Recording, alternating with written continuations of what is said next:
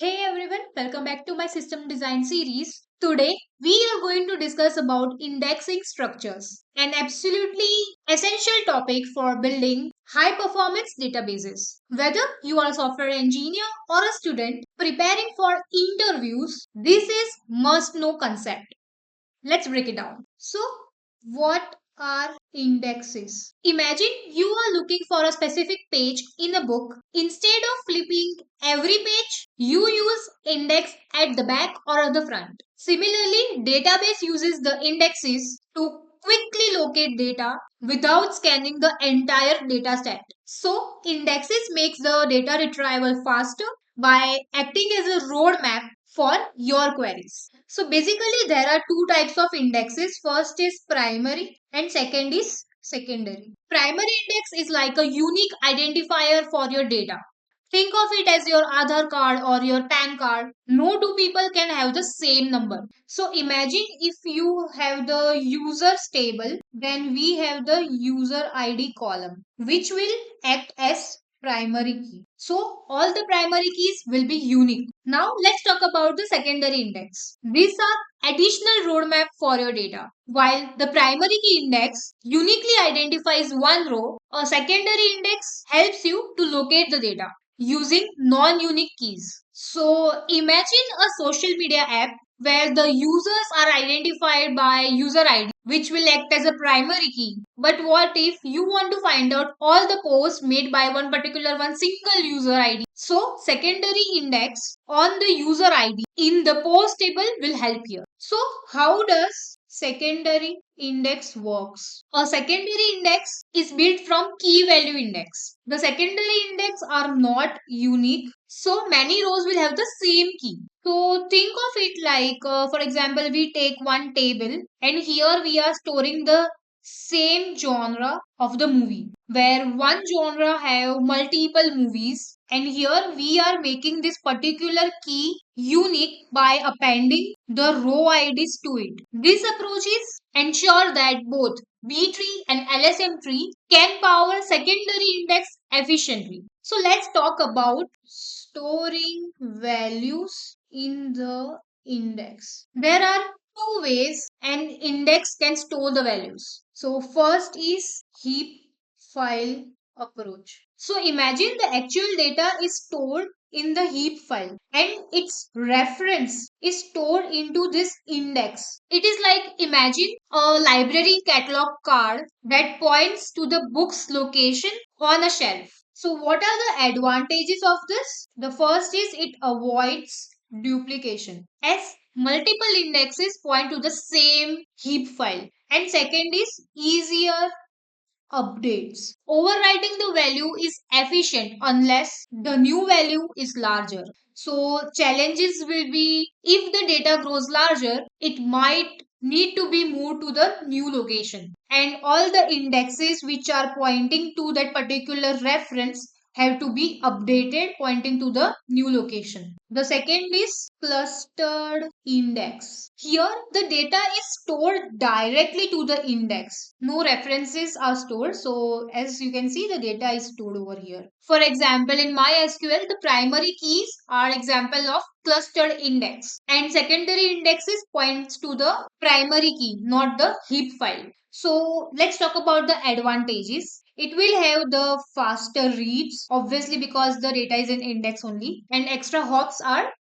eliminated. But the challenge would be here it requires more storage and impacts write performance. But sometimes we need the middle ground between the clustered and non clustered indexes. And this is where covering indexes plays a role. Imagine while using the Amazon, you are frequently searching particular product with their name, price, or category. And instead of going to the main table to query it, these columns can be included into this index itself, which makes some queries to be answered without accessing the main table. So here we are getting the faster reads, but at the cost of extra storage space and complexity in ensuring transactional consistency. While indexes speeds up the reads, they also add overheads while writes. Why?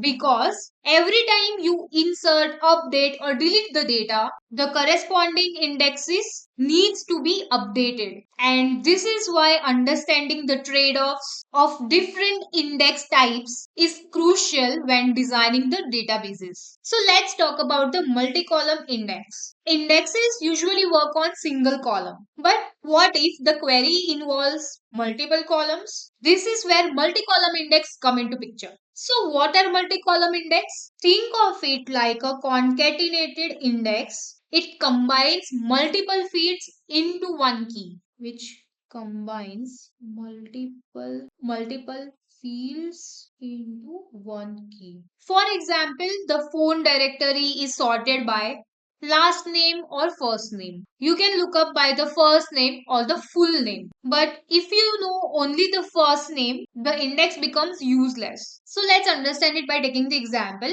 Here there is a query, select star from employees where the last name is Gandhi and first name is Archie. Here multi-column index, first name and the last name would make this query fast. But here the order of column matters. So, an index on first name and last name helps the queries with first name as first and last name as second. Now, let's talk about the multidimensional indexes. This index handles the scenarios where queries involve multiple range such as coordinates or other multidimensional data. For example, if you want to find out the restaurants in particular rectangular map, so let's understand this by taking this query, that is select star from restaurants where latitude is greater than this and latitude is lesser than this and longitude is greater than this number and longitude, okay, here it should be less and yeah, greater than this number.